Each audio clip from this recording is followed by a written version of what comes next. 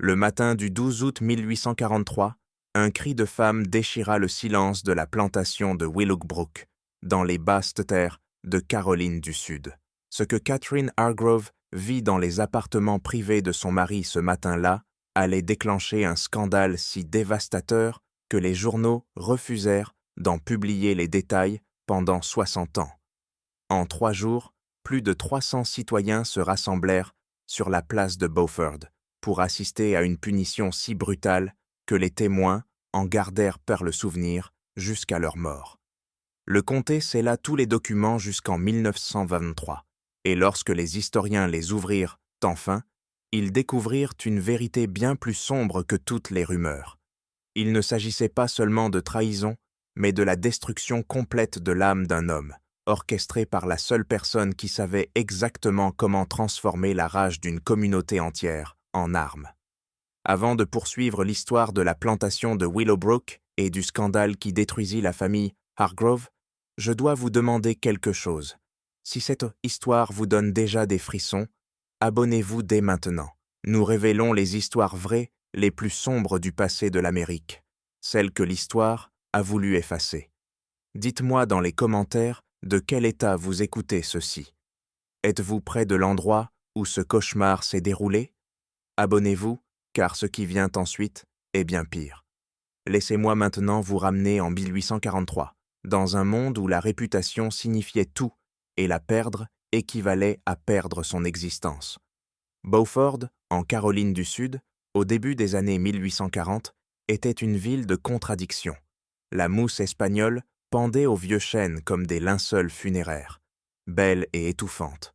L'air sentait les marais salés et les fleurs de magnolia, une douceur incapable de masquer la pourriture sous-jacente. C'était un endroit où les fortunes naissaient du travail des esclaves, où les manoirs à colonnes blanches rivalisaient d'opulence et de pouvoir. La famille Hargrove occupait le sommet de cette société.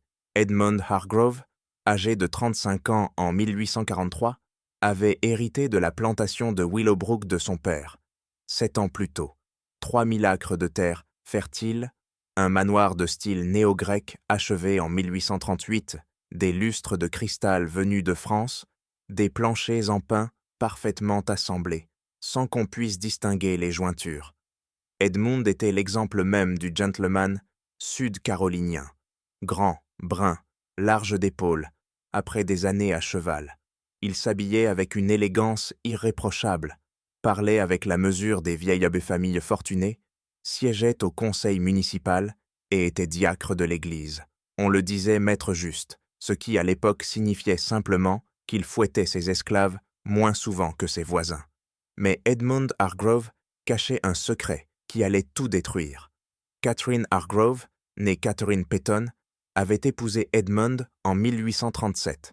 Elle venait de Charleston, d'une famille dont la richesse rivalisait avec celle des Hargrove.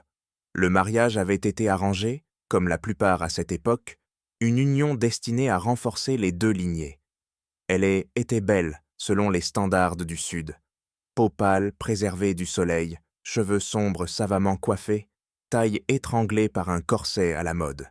Éduquée dans la meilleure académie de Charleston, elle maîtrisait le français, le piano, l'aquarelle et l'art subtil de diriger une maison, tout en donnant l'impression de ne rien faire. Leur mariage avait été l'événement social de la saison. 400 invités à l'église Saint-Michael. Tout le monde disait qu'ils formaient un couple parfait. Tout le monde disait que leurs enfants seraient de magnifiques. Mais 6 ans après, il n'y avait toujours pas d'enfants.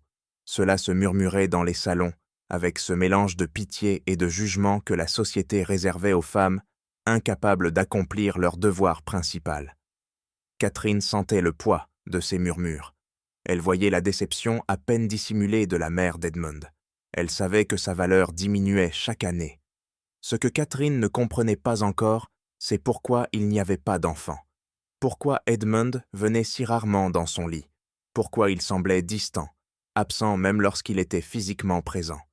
La vérité vivait dans les quartiers, derrière la maison principale. La vérité avait des noms.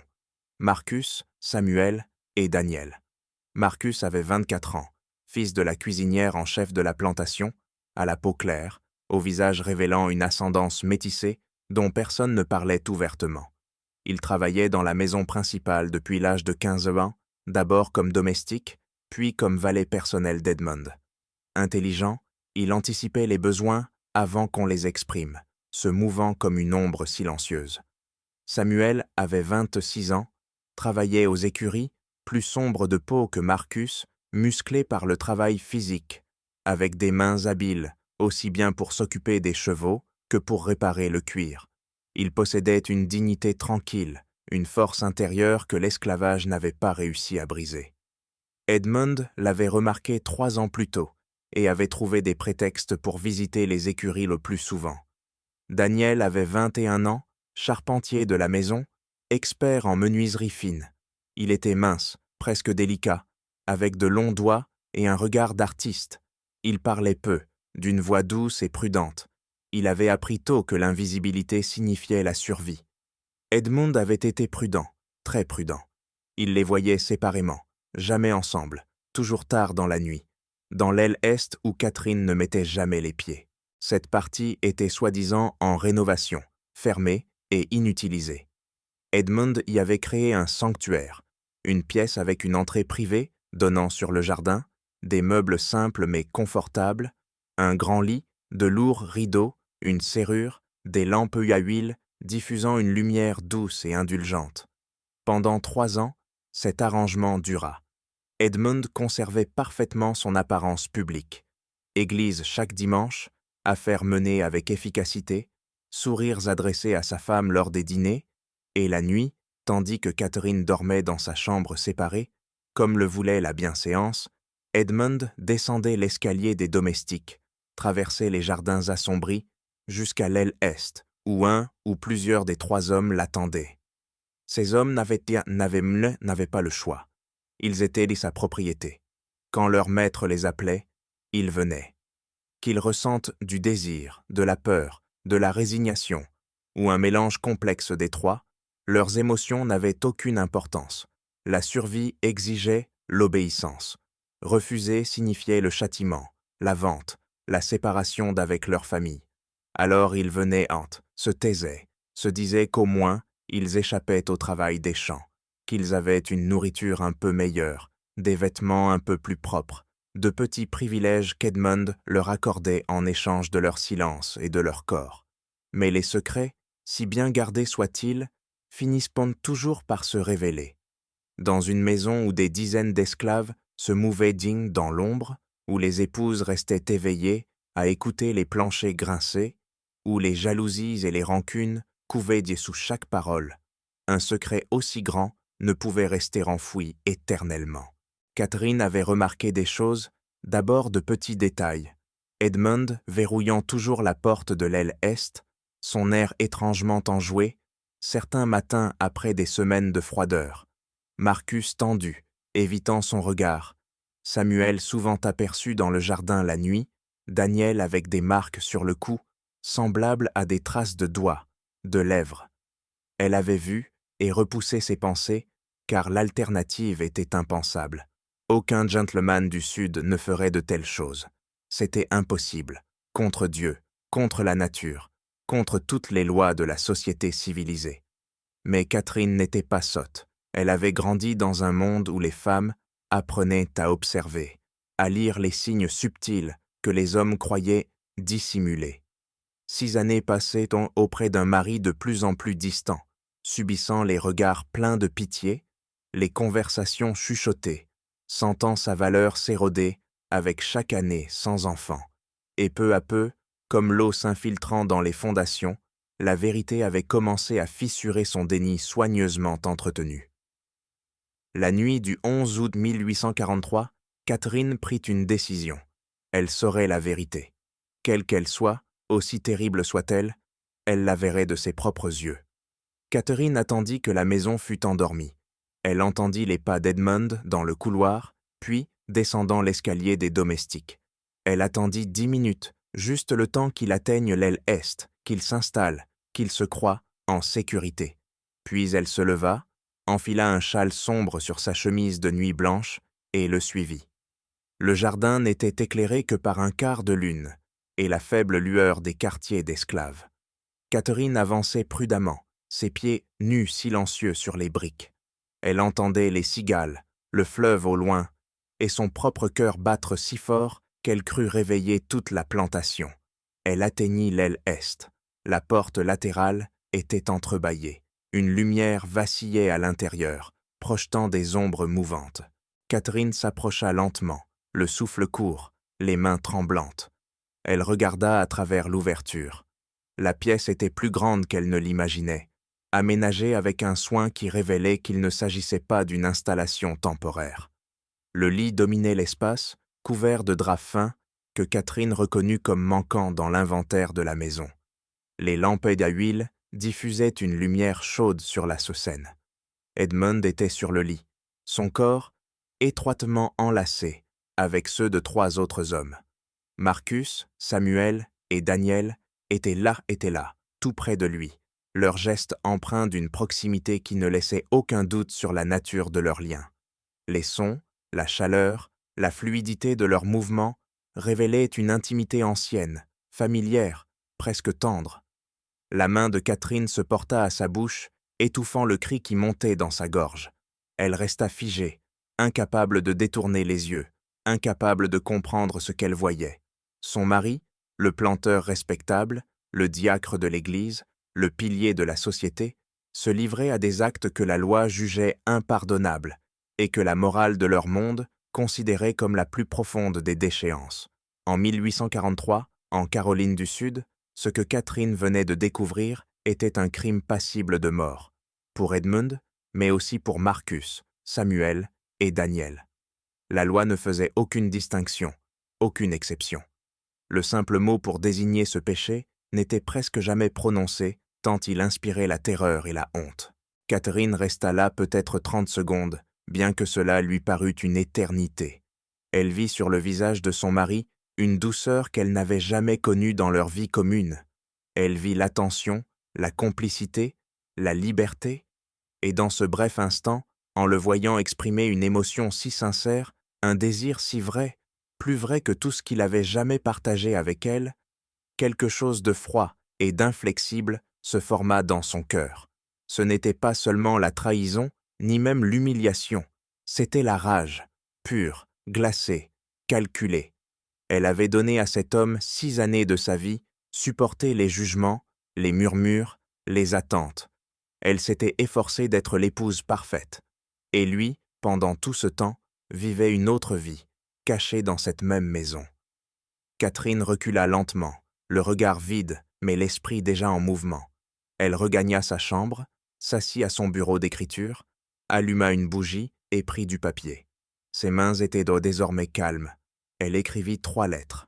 Une pour la mère d'Edmund, une pour le shérif Charles du Nord, une pour Edmund lui-même. Dans chacune, elle raconta ce qu'elle avait vu, sans omettre un seul détail nécessaire à faire comprendre l'ampleur du scandale. Puis, elle scella les enveloppes et glissa celle destinée à son mari sous la porte de son bureau. À l'aube, Edmund trouva la lettre. Il la lut, devint livide, la relut encore et encore, comme si la répétition pouvait changer les mots. Catherine savait tout. Elle avait déjà écrit au shérif et à sa mère. La panique le submergea. Fuir, sceller un cheval, disparaître vers le nord. Mais où irait-il? Il n'était rien sans Willowbrook, sans son nom, sans la façade de respectabilité qu'il avait construite. Puis vint le déni. Peut-être pourrait-il convaincre Catherine qu'elle s'était trompée. Mais au fond, il savait que c'était inutile. Elle avait tout vu. Enfin, la colère le prit, puis s'éteignit aussitôt. Car Edmund savait. Il avait menti, trahi, et dans ce monde rigide du sud antebellum, son crime ne pouvait être pardonné. Il alla frapper à la porte de Catherine. Aucun son. Il essaya la poignée, verrouillée. « Catherine, il faut que nous parlions, je t'en prie. » Sa voix, derrière la porte, était calme et glaciale. « Il n'y a rien à dire, Edmund. Les lettres sont parties. Le shérif arrivera d'ici 1 heure. Ta mère peu après. Il te reste le temps de te réconcilier avec Dieu, car tu n'auras plus de paix ici-bas. » Il appuya le front contre le bois. « Catherine, je peux tout expliquer. » « Expliquer quoi? Que tu as souillé notre nom et notre mariage? Il n'y a rien à expliquer, Edmund. Tu es ce que tu es, et d'ici ce soir, tout le monde le saura. À 7h30, le shérif de Nord arriva avec 2 adjoints. Catherine les reçut avec calme, leur servit du café et expliqua les faits d'un ton maîtrisé, presque administratif. Le shérif, un homme massif d'une 60aine d'années, à la barbe grise et au regard lourd d'expérience, connaissait Edmund depuis son enfance. En lisant le rapport de Catherine, son visage se ferma, sombre mélange de dégoût, de trahison et de devoir. Ce sont des accusations graves, Madame Hargrove, les plus graves que la loi de cet État puisse juger. Je le sais, répondit-elle. C'est pourquoi je vous ai fait appeler sans délai. Mon mari est dans son bureau. Les 3 hommes qu'il a compromis sont dans leur quartier. Je veux que justice soit faite, selon toute la rigueur de la loi. Le shérif hocha lentement la tête. Où cela s'est-il produit? Dans l'aile est. La pièce y est encore telle que je l'ai trouvée. Ils se rendirent ensemble sur place. Rien n'avait été touché. Les lampes brûlaient encore faiblement, le désordre témoignait sans équivoque de ce qui s'était passé. Le shérif serra la mâchoire. Ce n'était pas seulement une violation de la loi, mais un affront à l'ordre social tout entier. « Arrêtez, monsieur Hargrove, ordonna-t-il. Conduisez-le à la prison du comté, puis allez chercher les 3 autres. Edmund ne résista pas. Il tendit les poignets sans un mot. En passant près de Catherine, il la regarda. « Tu sais que cela te détruira autant que moi, » murmura-t-il. Elle esquissa un sourire froid.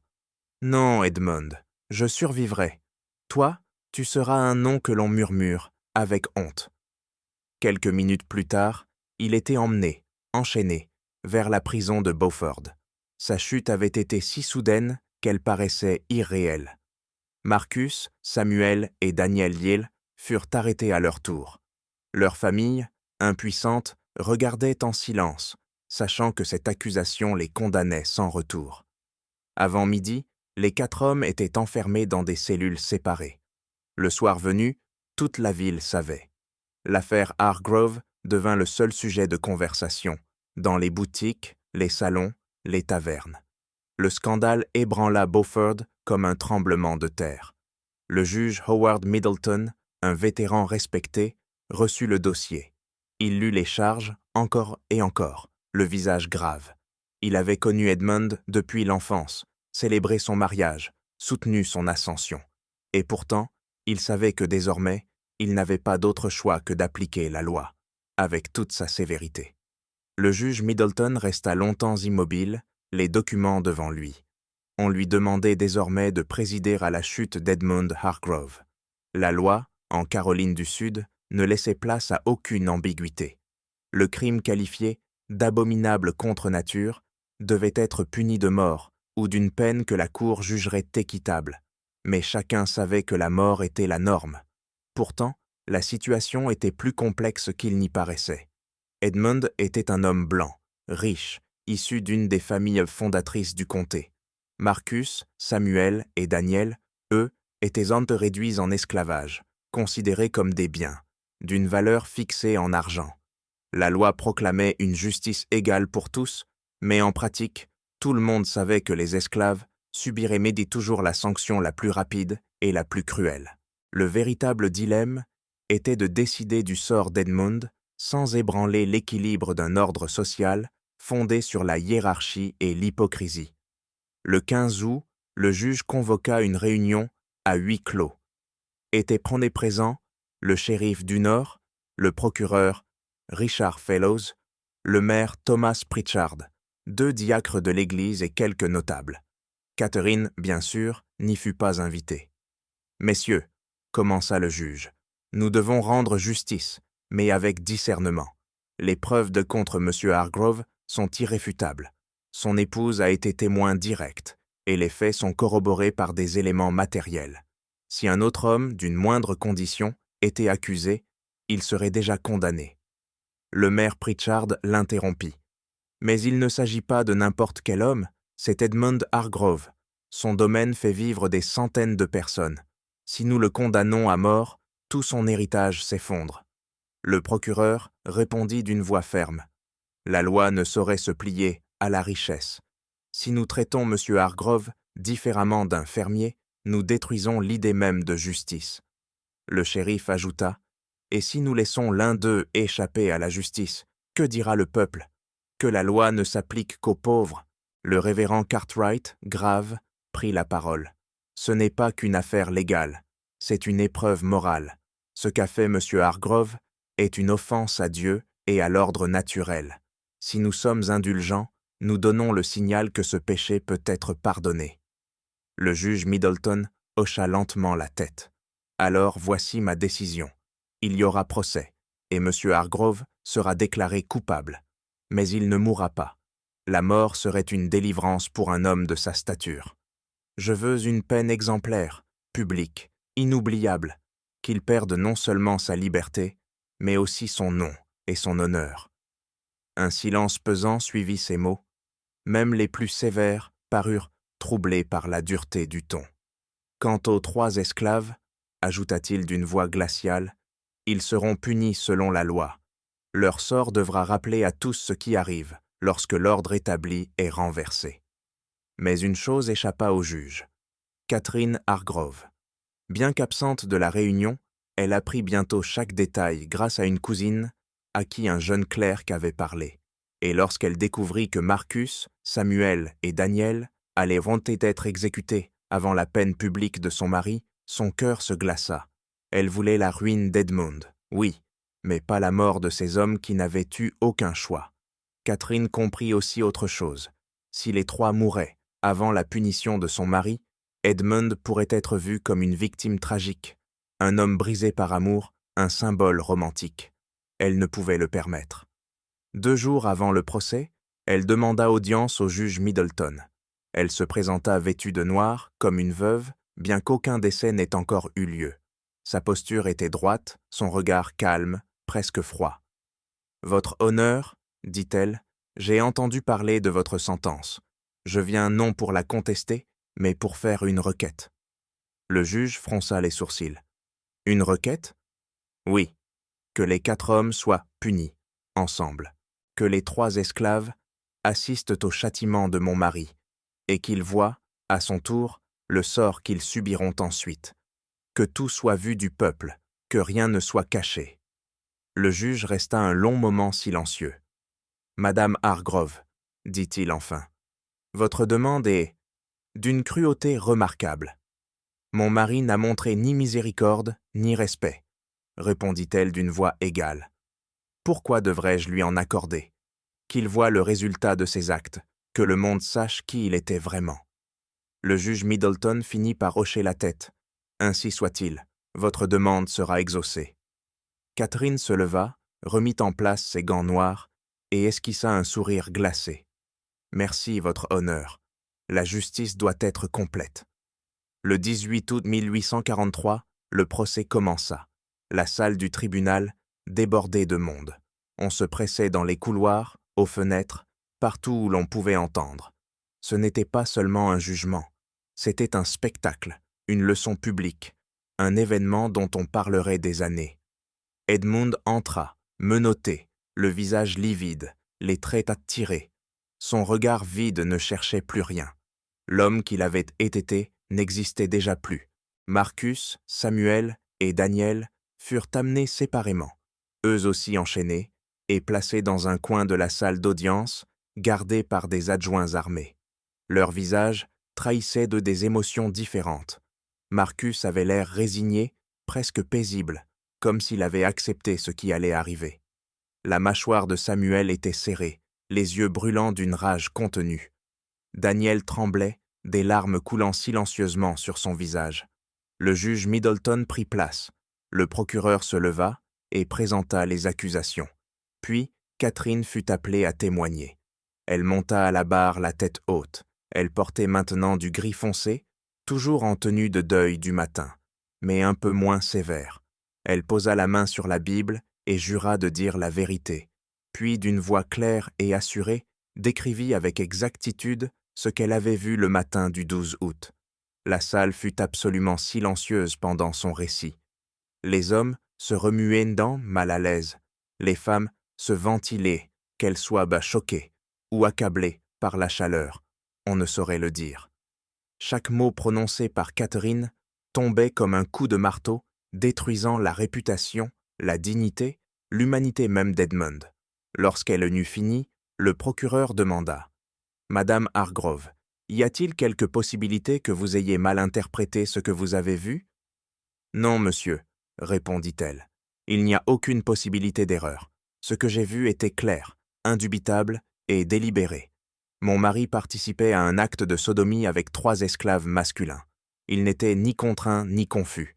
Il participait volontairement et avec entrain à des actes qui violent toutes les lois de Dieu et des hommes. » L'avocat de la défense, le jeune William Crawford, affecté à l'affaire d'Edmund et visiblement souhaité ne pas l'être, se leva pour contre-y-interroger.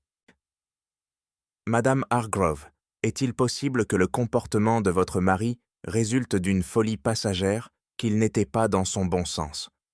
Les yeux de Catherine se plissèrent. « Mon mari se comporte ainsi depuis au moins 3 ans, monsieur Crawford. Ce n'est pas une folie passagère. C'est un choix délibéré. C'est ce qu'il est. » Crawford posa encore quelques questions, mais chacune empirait uniquement la situation d'Edmund. Finalement, il se rasseyait, vaincu, sans défense à opposer. Les preuves étaient accablantes, la témoin inébranlable. On demanda à Edmund s'il souhaitait témoigner. Il secoua la tête. Que pouvait-il dire? La vérité était indéniable. Marcus, Samuel et Daniel n'étaient pas autorisés à témoigner. Les esclaves ne pouvaient donner de témoignage au tribunal que dans des circonstances très limitées, et ce n'en était pas une. Leur culpabilité fut présumée sur la base du témoignage de Catherine et des preuves de matériel. Ils n'avaient pas de voix, pas de possibilité d'expliquer ou de se défendre. Ils restèrent simplement dans le coin, attendant le verdict inévitable. Le juge Middleton s'adressa au jury, bien que tout le monde sache que la décision était déjà écrite. « Messieurs du jury, vous avez entendu les témoignages, vu les preuves. La loi est claire en la matière. La sodomie est un crime du plus haut degré, une abomination qui menace le tissu moral de notre société. Vous devez maintenant déterminer si les accusés sont coupables de ce crime. » Le jury délibéra moins de 10 minutes. Lorsqu'il revint, le président se leva et rendit le verdict. « Nous déclarons l'accusé Edmund Hargrove coupable de sodomie. » Un murmure parcourut la salle d'audience. Certains exprimèrent une satisfaction audible. D'autres semblèrent choqués malgré le dénouement attendu. « Nous déclarons les esclaves Marcus, Samuel et Daniel coupables de sodomie et d'avoir corrompu leur maître. » Ce verdict fut rendu plus doucement, presque comme une remarque en aparté. Le sort des 3 hommes n'avait jamais été en doute. Ils étaient déjà morts aux yeux de la loi. Le juge Middleton acquiesça. « La Cour accepte le verdict. Nous allons passer à la sentence. » Il fit une pause, laissant la tension monter. Chacun se pencha en avant, attendant d'entendre la punition. « Edmund Hargrove, vous avez été reconnu coupable du crime abominable de sodomie. La loi me permet de vous condamner à mort, et beaucoup jugent que ce serait la peine appropriée. Cependant, je crois que la mort serait trop miséricordieuse. Vous avez violé non seulement la loi, mais la confiance sacrée liée à votre position, corrompu vos esclaves, abusé de votre autorité et apporté la honte à votre famille et à la communauté. » Edmund ferma les yeux, attendant que la sentence continue. « Par conséquent, je vous condamne à 3 jours de punition publique. Vous serez placé dans le pilori sur la place du village de l'Aube au crépuscule, chaque jour. À midi chaque jour, vous recevrez 20 coups de fouet. Vous serez marqué à jamais afin que, pour le reste de votre vie, vous portiez sur votre corps la preuve de votre crime, et vous assisterez à l'exécution des 3 esclaves dont vous avez détruit la vie par vos désirs contre nature. » Un souffle parcourut la salle. 3 jours de pilori étaient déjà une épreuve brutale, mais 60 coups, au total, laisseraient l'homme défiguré et brisé. Forcer Edmund à regarder les exécutions était une torture psychologique que beaucoup jugèrent excessive, même au vu de la gravité du crime. Quant à Marcus, Samuel et Daniel, poursuivit le juge, en se tournant vers les 3 hommes réduits en esclavage, vous êtes condamnés à mort par pendaison. L'exécution aura lieu sur la place du village l'après-midi du 3e jour de la punition d'Edmund Hargrove, afin qu'il puisse être témoin des conséquences de la corruption qu'il vous a fait subir. Daniel s'évanouit. Des adjoints le retinrent avant qu'il ne touche le sol, le maintenant debout. Le visage de Samuel demeura impassible, mais ses mains se firent point. Marcus regarda Edmund directement pour la première fois depuis le début du procès, et l'expression qui traversa son visage n'était ni colère ni peur. C'était pire, de la pitié. Le juge Middleton frappa son marteau. La cour est ajournée. La sentence sera exécutée à partir de demain, à l'aube. Que Dieu ait pitié de vos âmes. La salle d'audience explosa en conversation, tandis que les gens quittaient les lieux. Certains se disaient satisfaits que justice ait été rendue. D'autres étaient liés troublés par la sévérité.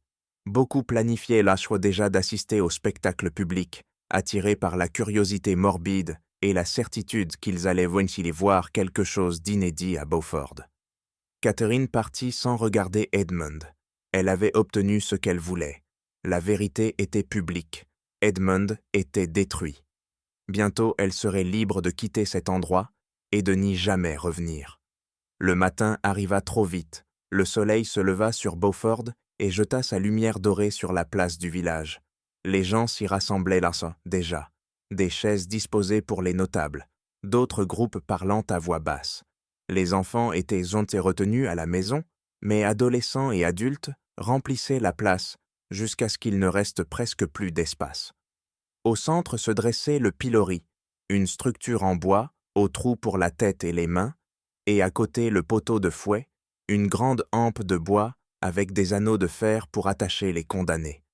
Les deux avaient été fraîchement peints, comme si l'on voulait qu'ils soient de présentables pour cette occasion historique. À l'aube, Edmund fut extrait de la prison. Il ne portait que son pantalon, le torse nu, pieds sans chaussures, les mains liées derrière le dos. Des adjoints le conduisirent jusqu'au pilori et l'y enfermèrent, la tête et les mains sécurisées, le corps penché en avant, totalement immobilisé. Le soleil du matin était déjà chaud. Au bout d'1 heure, Edmund transpirait. Au bout de 2 heures, les mouches l'avaient trouvé. Au bout de 3 heures, son dos brûlait sous l'exposition au soleil, et ses jambes tremblaient sous l'effort de rester debout dans la même position. Et la foule observait, certains hurlant des insultes et se moquant, d'autres regardant en silence. Peu de gens montraient commis de la pitié et la gardaient pour eux, sachant qu'exprimer de la sympathie pour un sodomite attirerait le soupçon sur leur propre caractère. Catherine arriva en milieu de matinée, accompagnée de 2 parentes venues de Charleston pour la soutenir. Elle se tint à distance du pilori, pas assez près pour parler à Edmund, mais suffisamment pour qu'il puisse la voir s'il levait les yeux. Elle voulait qu'il sache qu'elle était là, assister à son humiliation et s'assurer qu'elle soit complète. Marcus, Samuel et Daniel avaient été amenés depuis la prison et forcés de se tenir au bord de la place, enchaînés les uns aux autres et gardés par des adjoints. Ils regardèrent la punition d'Edmund avec des réactions différentes. Marcus gardait un visage neutre, sans expression. Samuel observa avec une sombre satisfaction, heureux de voir souffrir l'homme qui l'avait utilisé. Daniel ne pouvait pas regarder, gardant les yeux rivés au sol, incapable de supporter la vue. À midi commença la punition réelle. Le shérif Dunor s'approcha du pilori, tenant une longue cravache en cuir. La foule se tut, tous les regards fixés sur la scène.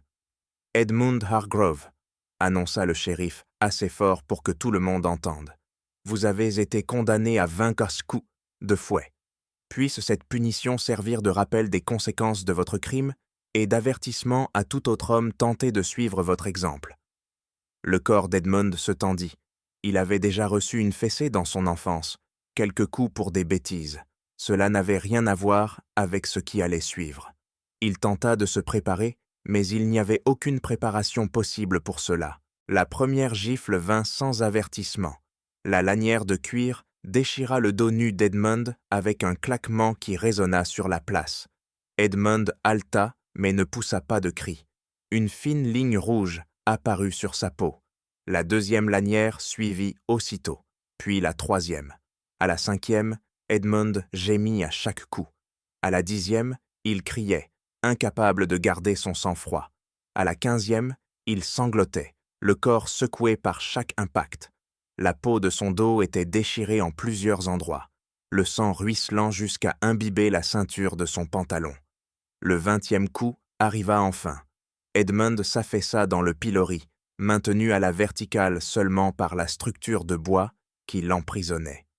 La foule était désormais muette. L'excitation initiale de la foule, curieuse d'assister à la punition, fit bientôt place à un malaise grandissant devant la réalité, celle d'un être humain brisé sous leurs yeux. Le shérif de Nord rangea son fouet et recula d'un pas. Edmund resterait exposé au pilori jusqu'au coucher du soleil. Son supplice n'était pas terminé, mais au moins la flagellation du jour avait pris fin. Il dérivait entre conscience et inconscience, tandis que l'après-midi s'étirait sans fin. Des curieux passaient, certains restaient des heures, d'autres ne faisaient d'aucun détour pour voir de leurs propres yeux ce spectacle devenu légende.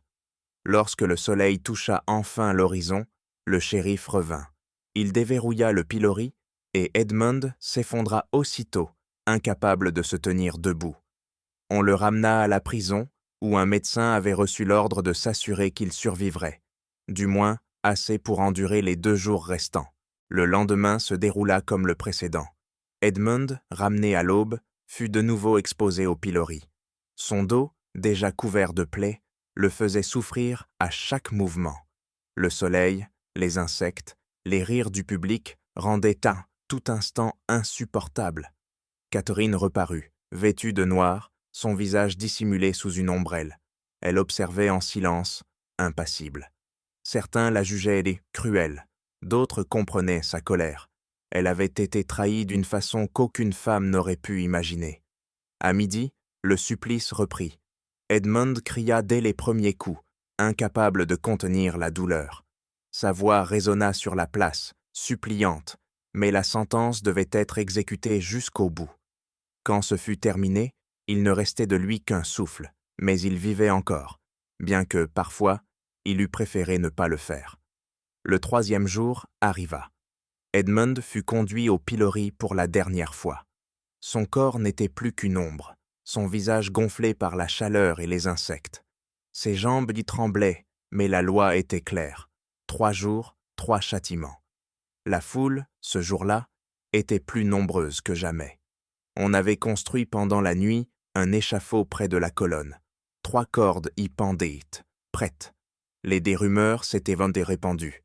L'exécution des 3 esclaves approchait, et Catherine, dans sa détermination froide, avait voulu qu'Edmund voie tout, que son esprit porte à jamais la vision de ses morts, conséquence directe de ses actes. À midi, le dernier châtiment eut lieu. Edmund ne cria plus. Son esprit s'était éteint, il ne restait qu'un corps tremblant, conscient mais vidé de tout. Le médecin avait reçu l'ordre de le maintenir éveillé. Il devait assister à ce qui suivrait. À 2 heures, Marcus, Samuel et Daniel furent amenés. Leurs chaînes tintaient dans le silence soudain. Ils montèrent tôt sur l'échafaud, accompagnés du révérend Cartwright, qui tenta d'offrir ses dernières prières. Daniel le coupa d'une voix ferme. « Gardez vos prières, révérend. Si Dieu existe et regarde ce qui se passe ici sans lever la main, alors ce Dieu n'en est pas un. » Le prêtre recula, scandalisé, mais Daniel poursuivit avec une clarté qui glaça la foule. « Nous ne sommes pas des monstres, nous avons obéi, comme on nous a appris à le faire, et vous nous tuez maintenant pour préserver votre ordre. Souvenez-vous de cela. » Samuel leva les yeux vers la foule, puis Marcus croisa le regard d'Edmund. Un instant suspendu entre 2 hommes qui partageaient une même tragédie. Quand le signal fut donné, les 3 condamnés chutèrent dans un silence lourd. Ce fut rapide, presque miséricordieux. La foule resta figée, puis un vent léger fit osciller les corps. Edmund regarda tout, incapable de détourner les yeux. Ce qu'il vit le détruisit plus sûrement que n'importe quel coup. De lui s'échappa un gémissement, mélange de douleur et de remords, qui fit frissonner même les plus insensibles. À la tombée du soir, Edmund fut libéré du pilori. Il s'écroula, épuisé. Le médecin déclara qu'il survivrait, mais sa guérison serait longue, son âme, elle, irréparable. Le juge Middleton vint le voir dans sa cellule. « Monsieur Hargrove, votre peine est terminée. Vous êtes libre, mais sachez-le, vous n'êtes plus le bienvenu à Beaufort, ni ici, ni dans tout le sud. Partez, allez vers l'ouest ou vers le nord, peu importe, mais partez, et priez pour que personne n'apprenne jamais votre nom. » Edmund resta muet. Tout était fini. Ce qu'il avait été, ce qu'il avait construit, disparu. Il n'était plus qu'un spectre. 3 jours plus tard, à peine remis sur ses jambes, il quitta Beaufort, vêtu de haillons, avec une maigre somme d'argent. La plantation de Willowbrook fut vendue, ses anciens esclaves dispersés. Rachel, l'épouse de Marcus, fut envoyée ailleurs. La maison fut rachetée et rebaptisée, comme pour effacer jusqu'à la mémoire du nom Hargrove. Edmund disparut. Certains disaient qu'il était parti au Texas, d'autres qu'il était mort peu après, incapable de vivre sans privilège. D'autres encore juraient de l'avoir croisé en Californie, pendant la ruée vers l'or. Mais nul ne sut jamais. Edmund Hargrove s'effaça du monde, aussi complètement que s'il avait été exécuté ce jour-là. Catherine retourna à Charleston. Elle reprit son nom de jeune fille, Peyton, et annonça à tous que son mari était mort. En un sens, c'était vrai. L'homme qu'elle avait épousé n'existait plus. Sa famille la recueillit, pleine de compassion. Elle vécut ensuite paisiblement, administrant ses biens, fréquentant l'église, gardant l'image d'une veuve respectable. Mais ceux qui la connaissaient remarquaient une lueur nouvelle dans son regard, dure, froide, née du gouffre qu'elle avait traversé. Elle avait détruit son mari, et dans cet acte, peut-être, détruit une part d'elle-même. Les années passèrent, le scandale de Willowbrook s'effaça, devenant une histoire murmurée aux jeunes hommes pour leur rappeler les conséquences de la transgression. Les dossiers des restèrent scellés, comme l'avait ordonné le juge Middleton. Mais en 1897, 54 ans plus tard, un jeune historien du nom de Thomas Bradford, étudiant la Caroline du Sud d'avant-guerre, demanda l'accès à ces archives interdites. Après de longs débats, le juge finit par accorder la permission. Il estima que le temps avait fait son œuvre, que tous les protagonistes étaient morts depuis longtemps et que l'histoire méritait de connaître la vérité. Thomas Bradford passa 3 mois à étudier les archives. Procès-verbaux, témoignages de Catherine, correspondance entre le juge et les autorités, récits des témoins, rapports médicaux sur l'état d'Edmund, registre financier de la vente de la plantation. Tout avait été soigneusement conservé. Ce qu'il découvrit le bouleversa. Non seulement les faits eux-mêmes étaient hommes d'une cruauté insoutenable, mais les documents révélaient surtout la nature d'une société obsédée par l'ordre moral, où la loi et la religion justifiaient la violence publique et où la foule trouvait dans la souffrance un étrange sentiment de justice. Les lois de l'époque ne distinguaient pas entre ceux qui avaient agi par choix et ceux qui n'en avaient aucun. L'hypocrisie de ce monde transparaissait dans chaque ligne. En 1889, Bradford publia ses conclusions dans une revue universitaire à tirage limité. L'article provoqua quelques remous parmi les historiens, mais le grand public l'ignora presque entièrement. L'histoire paraissait trop ancienne, trop dérangeante, trop en contradiction avec les mythes romantiques du Vieux Sud que l'on cultivait alors. Puis, en 1923, 82 ans après les événements, le comté de Beaufort ouvrit enfin toutes les archives au public. Un petit journal local publia un article présentant l'affaire Hargrove comme une simple curiosité historique. On y mentionnait que Catherine Peyton était décédée à Charleston à l'âge de 87 ans et qu'on n'avait jamais retrouvé la trace d'Edmund Hargrove. On ajoutait que les descendants de Marcus, Samuel et Daniel vivaient encore dans la région, sans vraiment connaître le destin tragique de leurs ancêtres. L'article se terminait par une phrase banale. C'était une autre époque, avec d'autres valeurs. soyons reconnaissants de vivre dans un monde plus éclairé. Mais était-ce vraiment le cas? Cette question hanta ceux qui comprirent la véritable portée de l'histoire. Oui, les lois avaient changé. Les exécutions publiques avaient disparu. La torture n'était plus une sanction légale. Mais la capacité humaine à détruire au nom de l'ordre, à sacrifier d'autres vies pour préserver le pouvoir, à appeler justice, ce qui n'était qu'une forme de peur. Cela avait-il réellement disparu? En 2015, une petite société historique de Beaufort fit ériger une stèle commémorative à l'endroit même où se dressait l'échafaud de 1843. Le texte reconnaissait que 3 hommes réduits en esclavage, Marcus, Samuel et Daniel, sans nom de famille connu, avaient été exécutés ici pour des crimes qu'ils n'auraient jamais pu refuser de commettre. Le monument parlait d'injustice, de tragédie, de mémoire des lois qui avaient jadis donné plus de valeur à la propriété qu'à la dignité humaine. Mais il ne disait rien d'Edmund Hargrove, rien de Catherine, rien des 3 jours de pilori, ni des coups de fouet, ni du lent effondrement d'un être humain sous le poids du jugement collectif. Cette partie restait trop dérangeante, trop ambiguë pour les simplifications morales de la mémoire publique. Car Edmund était à la fois coupable et victime. Il avait abusé de son pouvoir, imposant sa volonté à des hommes sans liberté. Mais il avait aussi été broyé par une société qui ne lui laissait aucun espace pour exister tel qu'il était réellement. Catherine, elle aussi, oscillait entre victime et bourreau. Humiliée, trahie, enfermée dans un mariage sans amour, elle avait répondu à sa douleur par une vengeance implacable, détruisant son mari corps et âme, et peut-être en chemin une partie d'elle-même. Marcus, Samuel et Daniel restaient les seules victimes pures. 3 hommes sans choix, sans voix, sacrifiés pour maintenir un ordre social auquel ils n'avaient jamais appartenu. Leur mort fut un meurtre légal, béni par les institutions, applaudi par une foule de 347 personnes venues voir, juger, approuver, au nom de la morale. Ces spectateurs étaient-ils des monstres, ou simplement des êtres ordinaires, convaincus que la violence publique protégeait la société, que la souffrance des uns garantissait la sécurité des autres? Ces questions n'ont pas de réponse simple. L'histoire n'en offre presque jamais. Ce qui s'est passé à la plantation de Willowbrook et sur la place de Beaufort n'était pas une exception. C'était l'aboutissement logique d'un système bâti sur la hiérarchie, sur la peur et sur le pouvoir.